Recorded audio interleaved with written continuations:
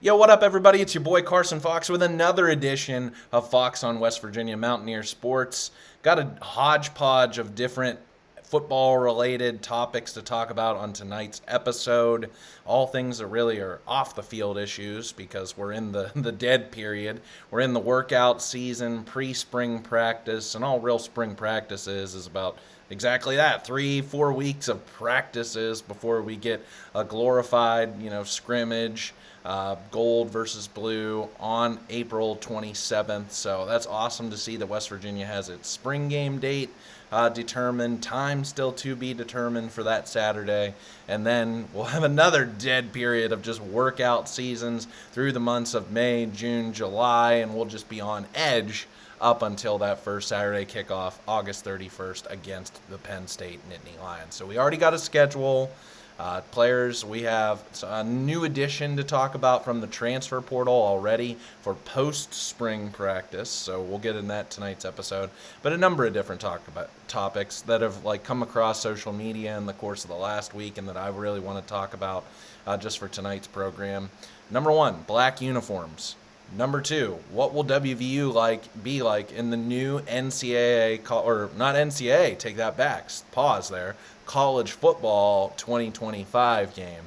Number three, and this is where I want to spend most of tonight's program, Outkicks commentator Josh Pate, who I very much like, and we'll get into that, ranks West Virginia the 11th football program in the Big 12, and why I think that is tremendously low.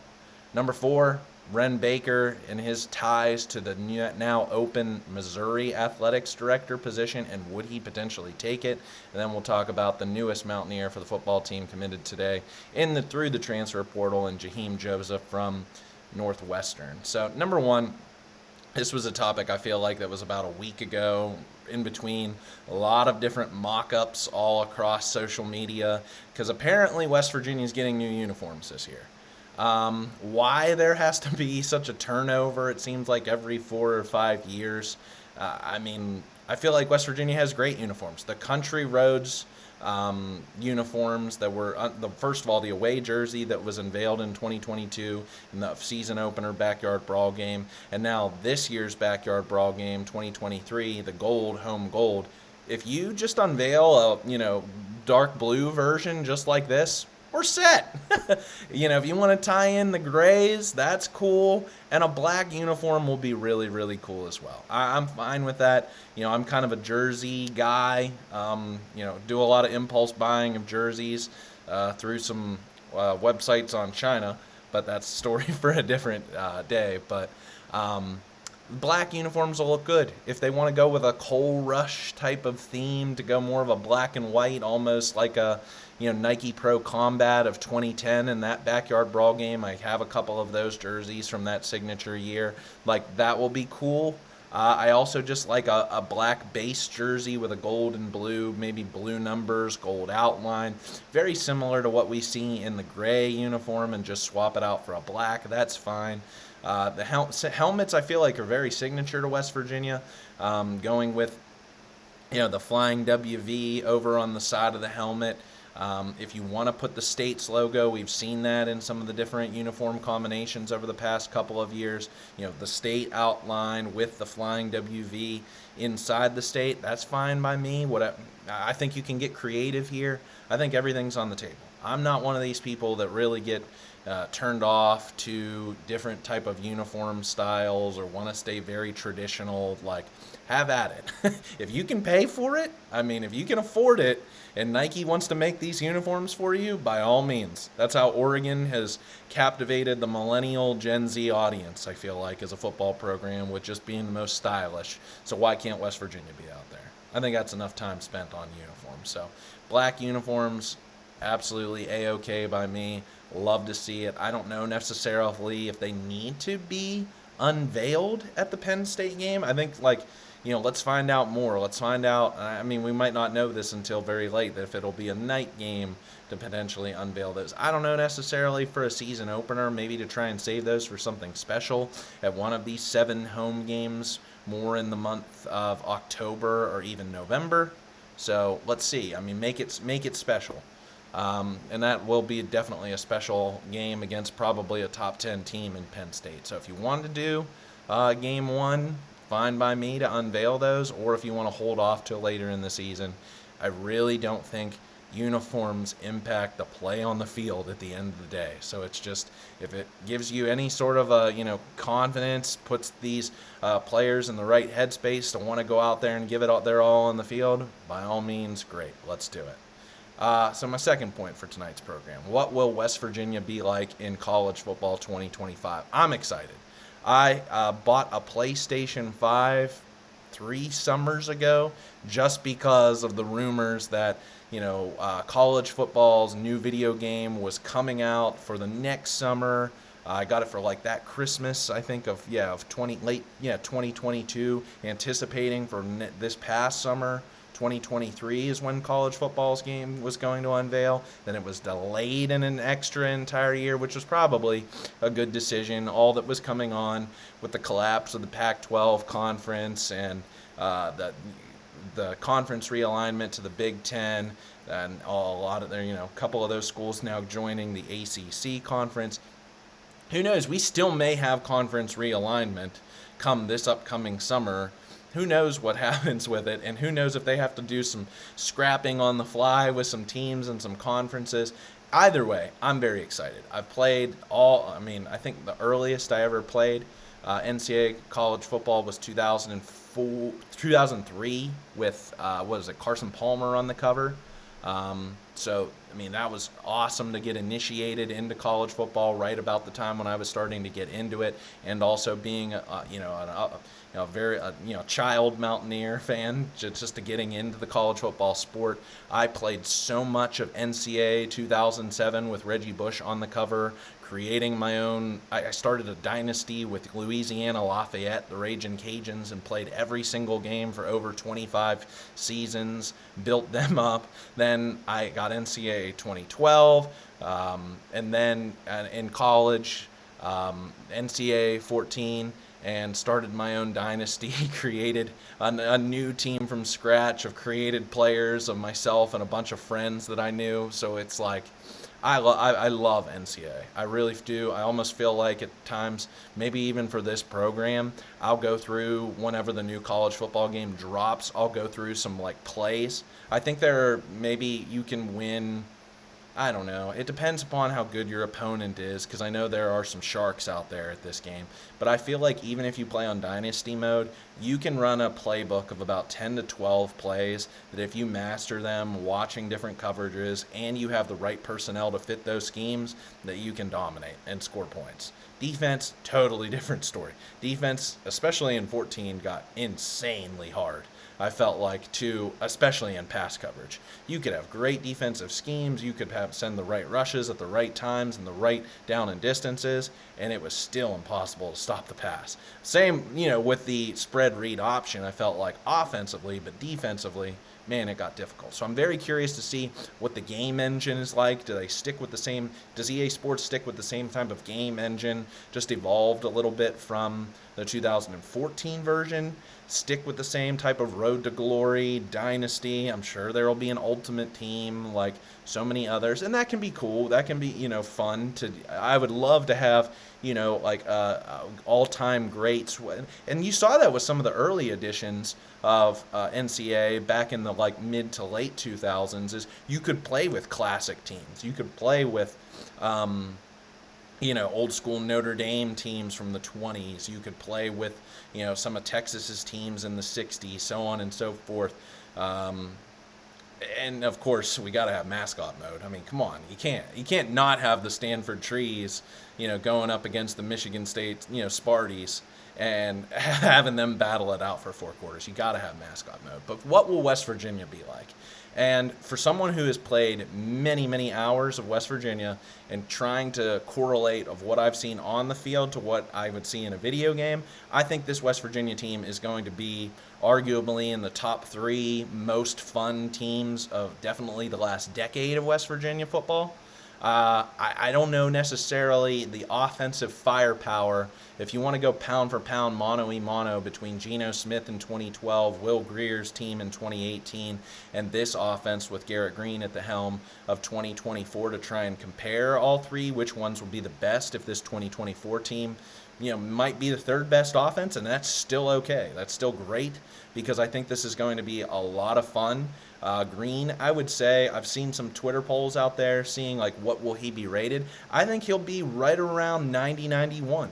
I think with the stats coming out from Pro Football Focus about his big-time throws, definitely, obviously, his speed will be off the charts. He'll probably be, if not the best, one of the best running quarterbacks in the entire game for this upcoming season. Jaheem White's speed, I would think, would be already in the 90s as a true sophomore. I think C.J. Donaldson, if they peg him right, will be right around in the ballpark of like a high 80, something in like 80, 89, bordering on 90. I think Jaheem White will be right around the same, just for different reasons.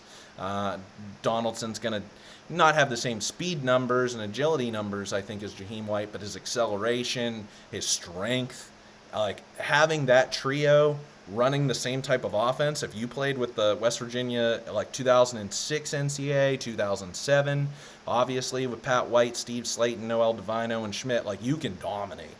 And you're going to have two really good outside receivers. I don't know if they're necessarily going to crack much higher than 85, maybe 86. That might even be pushing it in Traylon Ray and Hudson Clement. I think your highest, alongside your skill position players, Wyatt Milam at left tackle is going to be in the high 90s. I think he would be 95 or high, right, maybe 95, 96.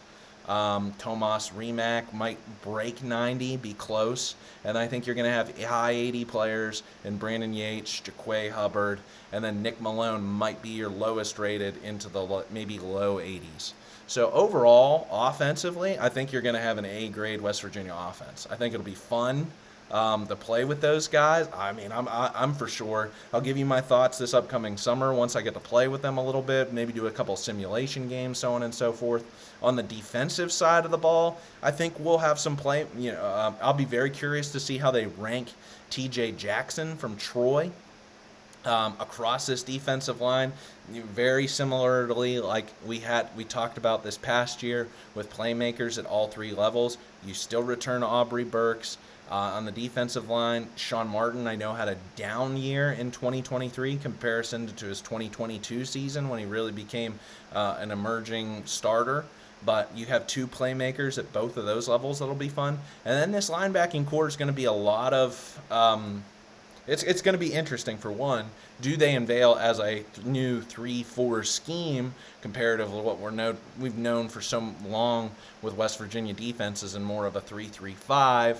And now no Lee Koba there in the middle. How does Trey Lathan rate? How does Ben Cutter rate? Josiah Trotter we didn't get to see. Reed Carrico coming over from Ohio State. And then the outside guys, Ty French, Tyron Bradley. So I think this defense, obvious, and I think we know all this as fans too, wouldn't rate as highly as the offensive. On the offensive side of the ball, at least just on paper, at least for a video games purposes. So it might be more or closer to a B grade, but could be very fun to play with as well. And I think that translates well. I'll skip ahead to what we're talking about. What I was saying I was going to talk about at the end, what I think will translate well. This new addition today of Jaheem Joseph, a safety, kind of a guy who was bordering on being a starting caliber player for the Northwestern Wildcats this past season. He'll be a fourth-year player with 2 years of eligibility by what I looked him up. So in 2020, being a COVID player, year didn't count against him. The 2021 season, he appeared in 9 games. So that's going to go 1 year against his eligibility. 2022 is the interesting one. As a junior, appeared in just 2 games, started 1, recorded 9 tackles and a passes defensed. So that year will count technically toward his red shirt because he didn't play more than 4 games. So has his COVID year underway, has his red shirt year out of the way. 2021 is going to go against his eligibility, and obviously the 2023 season when he was tied for the team lead with 3 interceptions. So not a whole bunch of stats for Jaheem Joseph to talk about for this season.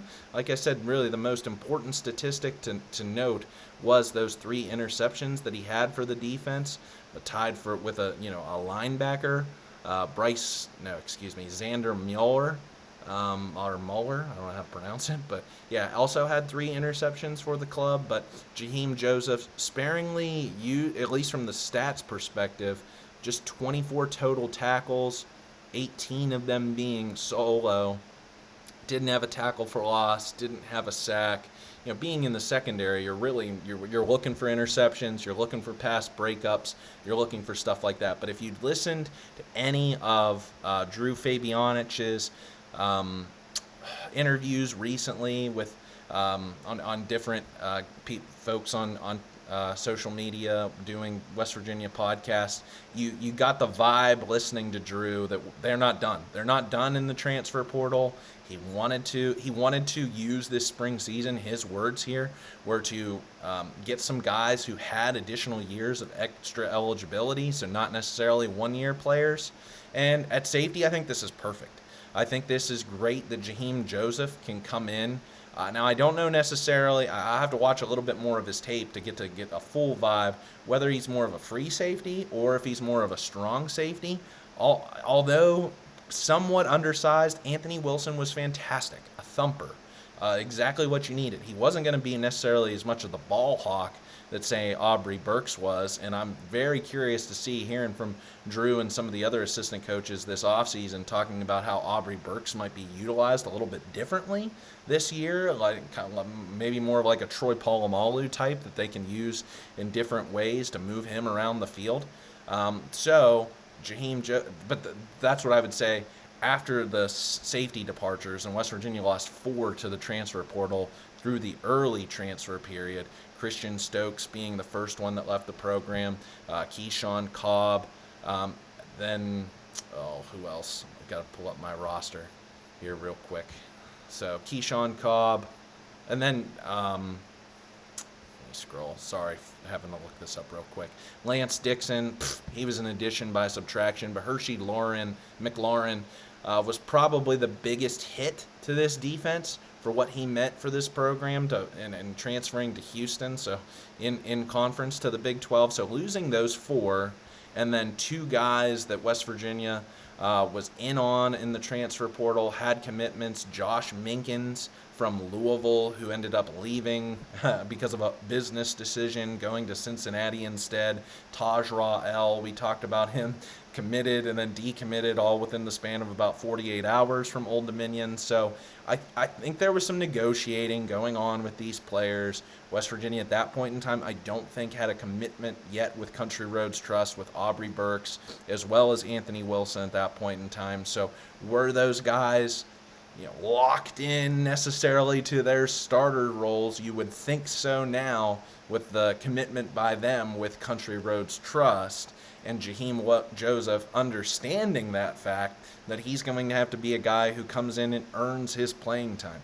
Is this a type of a 2-year type of development plan that Jordan Leslie and Neil Brown want to use with Jaheem Joseph? Or is he a guy who's going to come in here and compete with, say, an Anthony Wilson at that spear safety and potentially start over him? Or, I still think Aubrey Burks is West Virginia's best defensive player for this upcoming season, so I don't see in any situation Jaheem Joseph is going to necessarily jump him, but you need some depth here. If Aiden Tagaloa Nelson, who was just a 2-star recruit, wants to play basketball in his developmental spring season from year 1 of a redshirt going into year 2, you're looking at a whole bunch of true freshmen, and then Raleigh Collins is your only guy there beyond your 2 starters. So I think this is great also for Raleigh Collins. I think this gives him some breathing room, that he can just go out there, play his game. If it's not necessarily enough to overtake Wilson at that spear safety, at least he's solidified in there in that role. Joseph being a backup free safety. So I think it's great. I think it's great to get another safety in that room. That's awesome. That's what kind of I was calling for at the end and the close of the early transfer portal period. And then still, if now it's, does West Virginia want to do anything type of radical with letting some of these guys who are in their fourth years or more of third, or I'll even say third, but fourth years of development, to potentially let them go to the portal to find players who are upgrades through this second wave of transfer portal season, which will come this upcoming April? And how much has West Virginia already spent through Country Roads Trust on NIL dollars for the retention that they had with returning starters, returning guys, but also these transfer portal players how much did Jaden Bray cost?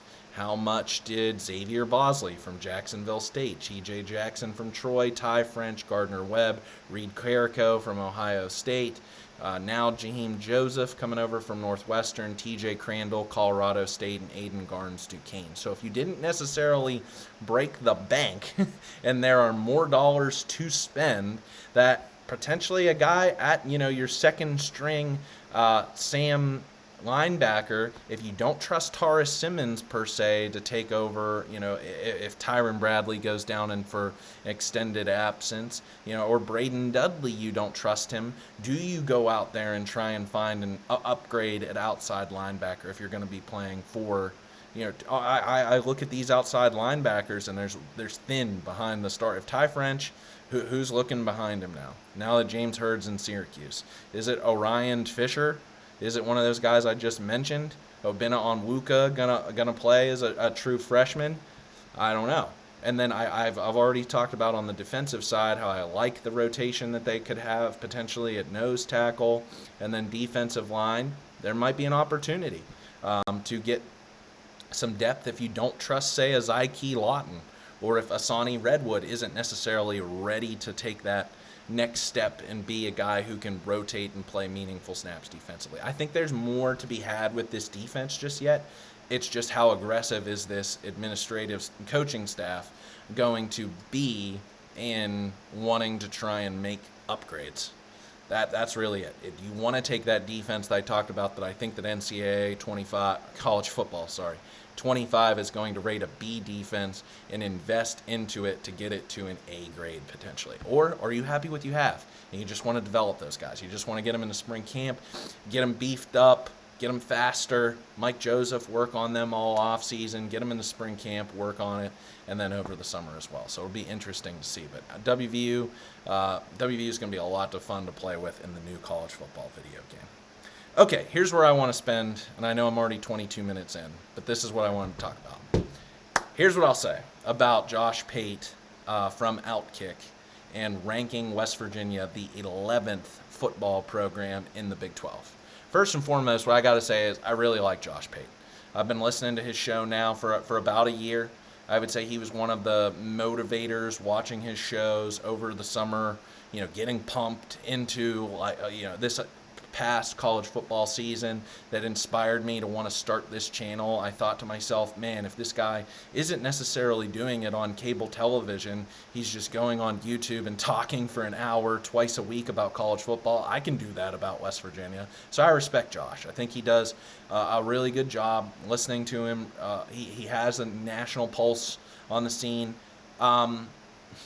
Where I say it's almost a bit of like a Colin Cowherd type influence, and you see this with some of the national shows, it's let's talk about all of the blue bloods. Let's talk about all of the big players. So, I mean, just listening to his take on this power rankings of the programs of the Big 12, he's not excited as he is to talk about the SEC or the Big 10.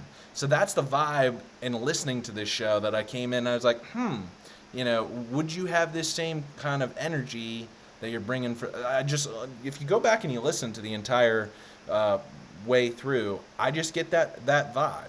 And while Josh, I know, talks about this ad nauseum week in and week out and how he loves college football, the sport, and he's not about the whole, consolidation into two superpower conferences, and was very skeptical of the college football playoff from the BCS, as was I, about a dozen years ago. And now expanding the playoff and what's happening with NIL and collectives and the transfer portal. And he has, rang the doorbell, shot the red flag up like, hey, there's. Whereas Joel Klatt, if you've listened to his show, I cannot believe he still said this to this day, this past summer, calling this the golden age of college football. This couldn't be anything further from the truth. And I've grilled him on Twitter about that, about how it's the opposite of the golden age of college football. The golden age of college football was about 15 years ago. 2007, I feel like, is the year that will, and I know that West Virginia was at the heart and soul of that, year that will live in infamy, but it's never become closer to Major League Baseball in that only about 8, in Major League Baseball, it might even be just about 8 to 10 teams control the entire league, and 20 of them have absolutely no chance. College football hasn't gotten that bad yet, but you see how it's going. You see the way it's trending, and this is what happens when there's loose construction at the top, like the Articles of Confederation, if you want to equate it to this country, and how the NFL and the NBA went one way and Major League Baseball went the other way. It was the owners, the clubs had the power, and that's how you've seen the haves in the Yankees and the Dodgers and the Red Sox, and not the Cardinals, not necessarily, but the major market teams are the ones who control all the power, and the league doesn't have any power, and the NFL is the complete opposite.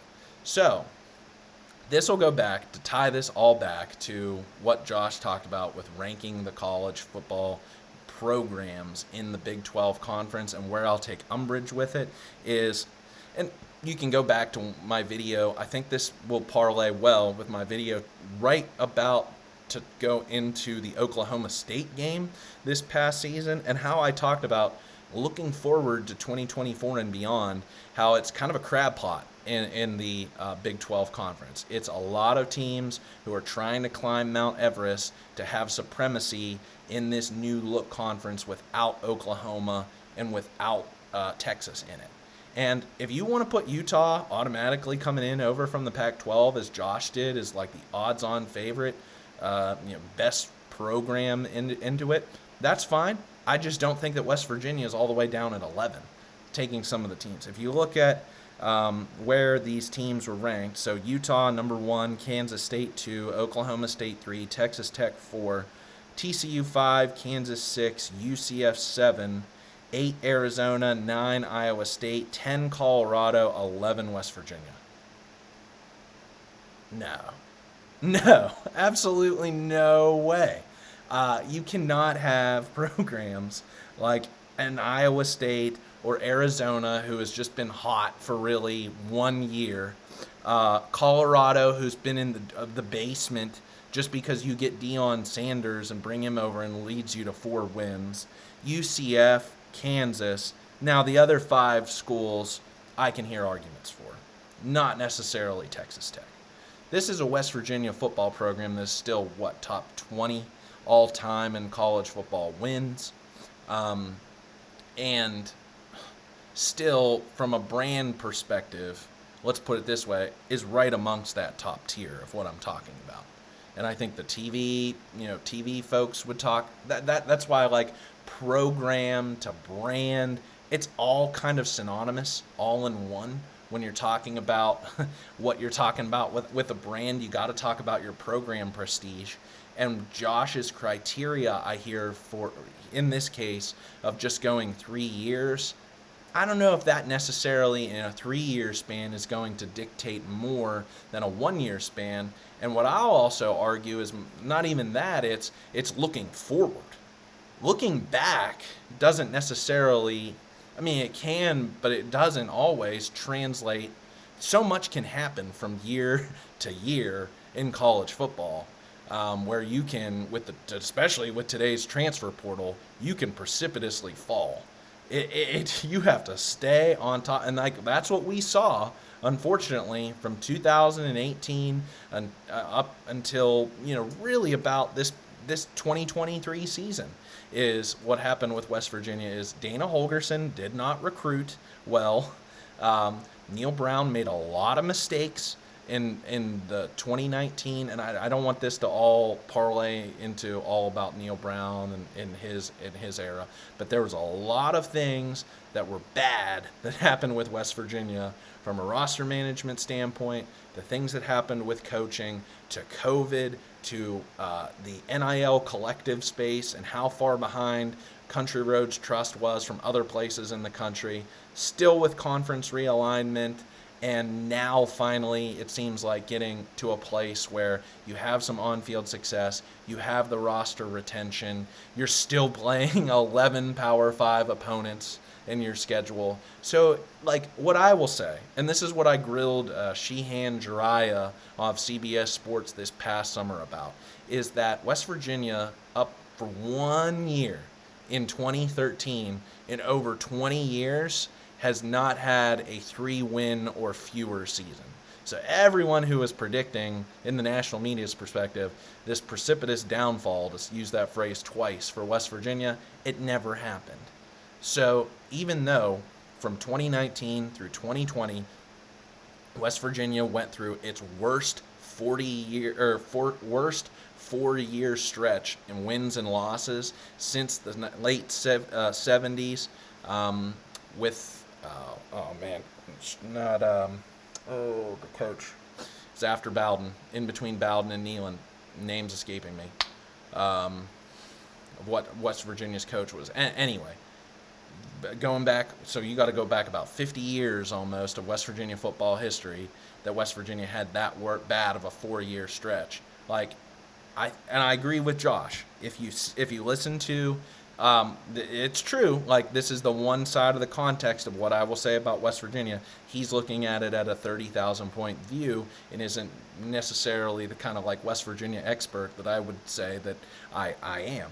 9-4 last year after 2 losing seasons. They're a classic team versus program argument, so last year's team gives you hope, but you've got to take into account the last 3 years. This year will tell the tale ultimately on Neil Brown and the overall direction of the program. Talent's been okay. Talent acquisition is okay by Big 12 standards, mediocre by national standards.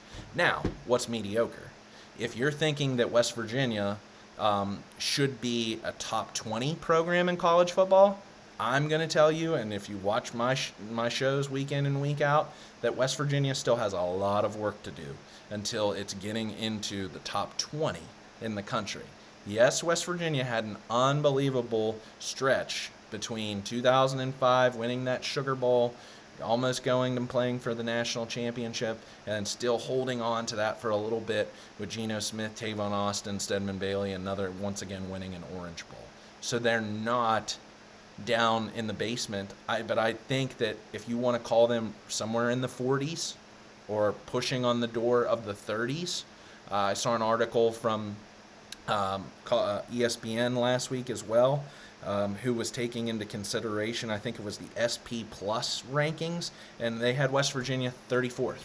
And that very well could be where West Virginia sits preseason for the top 25 rankings. If they're closer into the mid-30s than there are the mid-20s to get nationally ranked, is you have to prove it.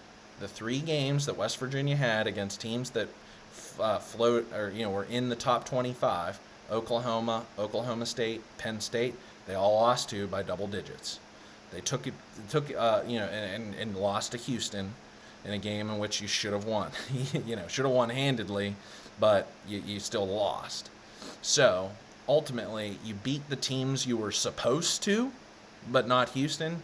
You didn't beat anybody who was necessarily impressive that you were better than.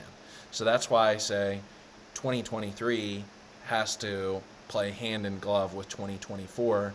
Now we're talking about potentially 5 teams that will be ranked preseason, 4 or 5, even by the numbers 4 in that ESPN SP Plus article that I referenced.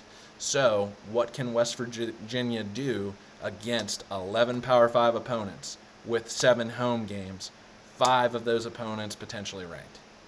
This is where this season is going to quiet some of these potential naysayers and give proof and credence to the objective but also subjective data. Like, how is Kansas a better football program than West Virginia? Come on.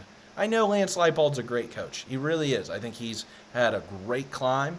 The investment that Kansas is putting into its football program right now with a new stadium, Jalen Daniels, he's played off and on for the last 2 seasons, but Jason Bean and Devin Neal coming in solid. Like, he's built a good culture. Similarly with Chris Kleiman at Kansas State.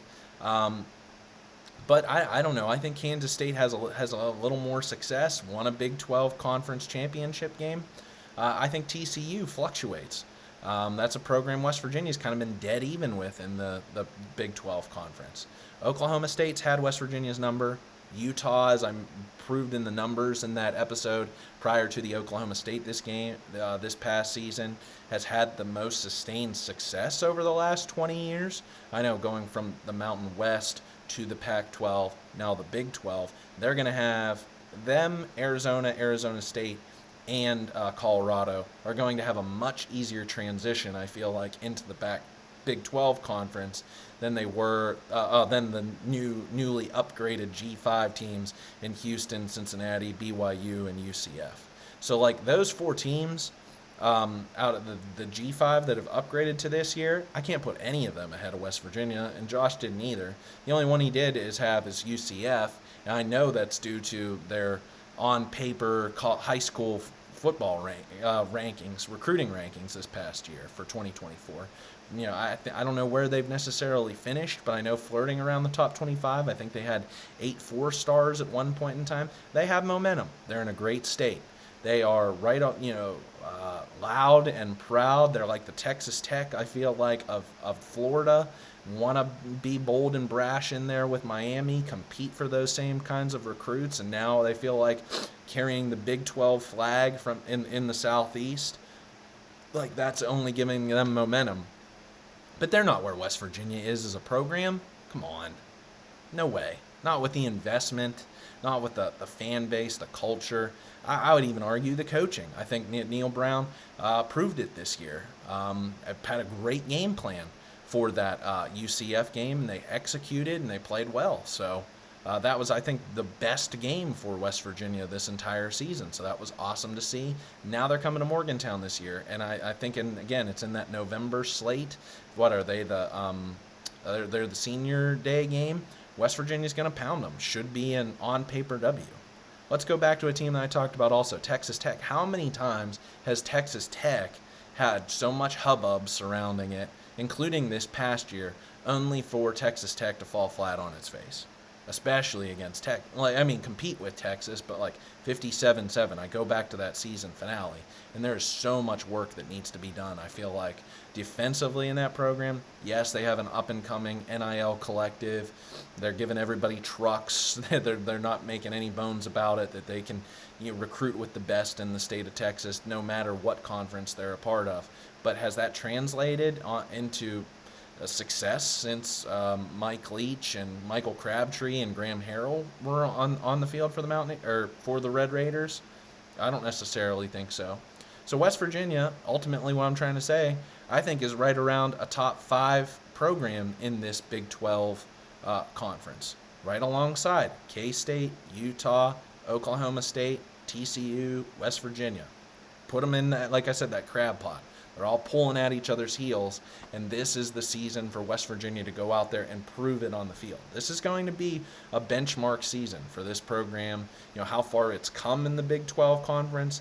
Now losing Texas and Oklahoma, does it take a step forward? Similarly, I feel like to 20 years ago when Miami, Virginia Tech left the Big East Conference and West Virginia ascended. So West Virginia can do the same thing here. And also looking at the program stability. I talk about recruiting and roster management, I feel like almost as much as I do games on this channel. So how can Josh look at West Virginia's roster and not see it has 2 quarterbacks for the next 2 seasons? How many college football programs can say that you have your bona fide starter who's already getting awesome rankings, that's saying he's a top 10 returning college college football quarterback this year, and Garrett Green and Nico Markey all coming in, who will be a fourth-year player and starting for the Mountaineers in 2025. So I think there's some stability. I think if West Virginia can match what it had in 2023 or better, we're talking about Neil Brown getting an extension probably this time next year. Wow. Yeah, who would have thought that? If this team meets its goals, there's a lot at stake. As I said before, Halloween, we're going to know so much about this team and this program. And there's no way, like I said, UCF, Kansas, Arizona, who had a hot flash in the pan under Jed Fish, yes, and now is already left. Yes, they have McMillan and Fafita, but two players isn't going to make an entire team. I'll be very curious to see what the Wildcats look like if they regress back down to the mean of what their standard has been for a program, and Texas Tech has been overrated. Finally, West Virginia gets the monkey off this back this past season and wins in Morgantown. Be very interesting to see, like I said, when the schedule released, how West Virginia does against the Red Raiders. But I can make an argument just for as good as West Virginia being one of the top 5 programs in the Big 12 as Josh can of it being in a third tier. No way. No way with the investment that this university, this state, this fan base puts into the resources, into Milan Puskar Stadium, into recruiting, into retention, so on and so forth. It's just there are some disadvantages that I talk about all the time with West Virginia's program: geographic location, in-state, high-end 4- or 5-star caliber recruiting, and West Virginia has to try and make better strides in that high school recruit. I'm sure he's looking at his recruiting rankings off Rivals or 247 as part of this number 11 overall ranking. So that's where I think it's a little bit misguided. That's where, but West Virginia does need to make some strides. I've talked about this. Finding emerging markets out necessarily of its primary recruiting market, where so many teams, blue bloods, are coming from all over the country, and Penn State still owns really this region alongside Ohio State. So I think that's all I got to say necessarily about that. Josh was just trying to move on too fast through. He was quickly like transitioning between talking about UCF and then wanting to get to Colorado, and it's like, oh yeah, we got to throw West Virginia in here somewhere, and was kind of forgotten about. So kind of playing into the national narrative about, thank God for Pat McAfee of wanting to stand up for the Mountaineers and fly that flag everywhere he goes. But the national narrative from the media will always be, who is West Virginia? You have to cut against the grain, quiet out the noise, take that chip on your shoulder, bear it, and go out there and win. That's how you quiet. That's how you quiet the haters, is you win.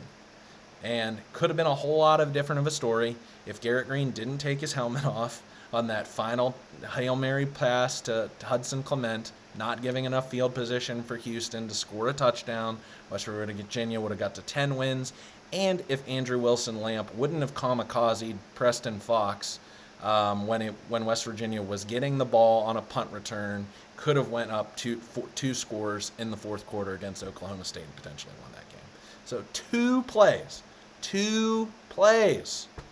could potentially have led to West Virginia having 2 more wins to its credit for the season. So, but you can make that counter argument the other way if some things go differently in that UCF game with the interceptions that West Virginia came away with, or that Baylor game, the way that it crazily finished. So, last thing, I'm almost at 45 minutes. The Missouri athletic director left today for Arizona, leaving now an SEC athletic director job. Ren Baker having some ties, rumors across Twitter, X, that potentially he could be the number 1 target for Missouri to go get as its new athletic director. I don't know about this one. I know, having some ties to your former job and we saw that when Shane Lyons was fired and West Virginia was looking for someone. Obviously, you look for the first people who have any ties to your program to say they're on the short list. And so far, Ren's done an excellent job. I think the pipeline, opening up the relationship with Country Roads Trust has just already been a world of a difference for this entire athletic program. Hiring Mark Kellogg as the women's basketball coach, what Dan Stratford has done with the men's soccer program, what Nikki Izzo-Brown continues to do with the soccer program, the rifle program, could very well win a national championship this year, y'all. So I think but now obviously the big elephant in the room in the program, athletics as a whole, is what happens with basketball. What happens with men's basketball this offseason with its head coaching hire, with how much Country Roads Trust invests into the roster for next year, with a ton of losses of one-year players that West Virginia brought in to potentially have a postseason run. What does West Virginia do? So this is where really Ren Baker gets to make his mark.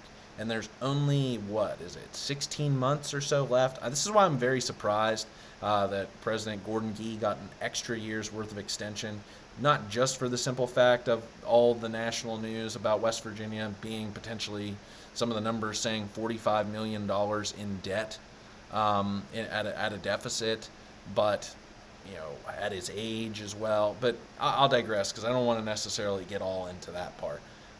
But that's to say, I felt like Ren Baker, with what was happening with President Gee, already not even now he is a full year in on the job in West Virginia, was the most powerful person at WVU, and he's done an excellent job. Totally supportive what they're doing with the new NIL shop in tandem with Country Roads Trust. I mean, you have to work hand in hand with your collective in today's world. And I don't even know where the Mountaineer Athletic Club fits in. Talk about that on a future show when I talk about the fan experience. Still working on that. But to uproot your family already from, where was he from? North Texas, coming all the way to Morgantown, only been here a year, trying to settle down roots, I think he feels pretty stable. I think the job security for him especially, could he use this potentially to get a raise, and does he deserve it? I think so. I think in year one, you could talk about that. That's really for people with deeper pockets than me to debate and to see if he can come through with that. But I think he deserves it. I think he has a lot of responsibility that he's in sticking by Neil Brown and what the football program's been able to turn a corner. The baseball program having a transition from the Randy Mazey era. So I think there's work for Baker to accomplish that can further his legacy.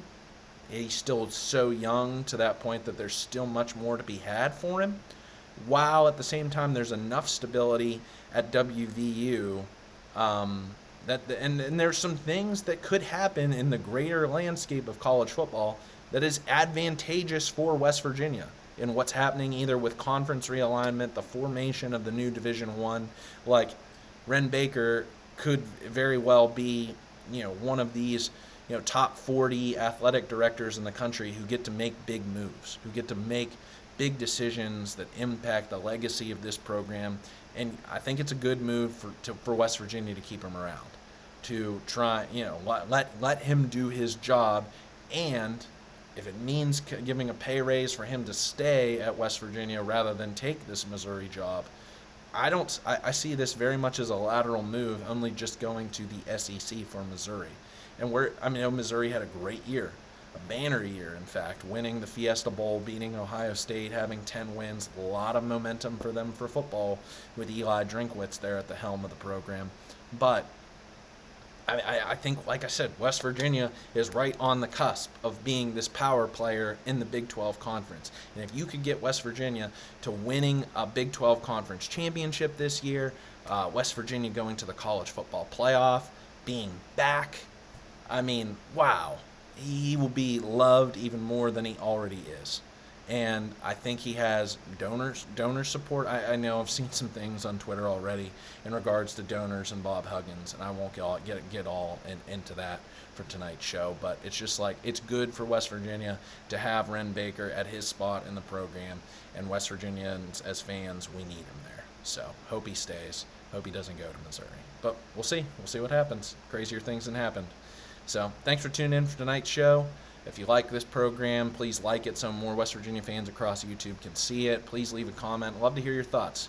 New uniforms, black uniforms. What will West Virginia be like in the new college football video game? Where Josh Pate ranked from Outkick, where he ranked West Virginia the 11th football program in the new Big 12 conference. What's going on with Ren Baker? How this roster has now added some depth with the addition of Jaheem Joseph at the safety position coming over from Northwestern. It's always exciting. There's always something to talk about with this program. So I'll be back soon. Thanks for tuning in. Love to have you as a subscriber to my channel as well. Hail West Virginia. Let's go.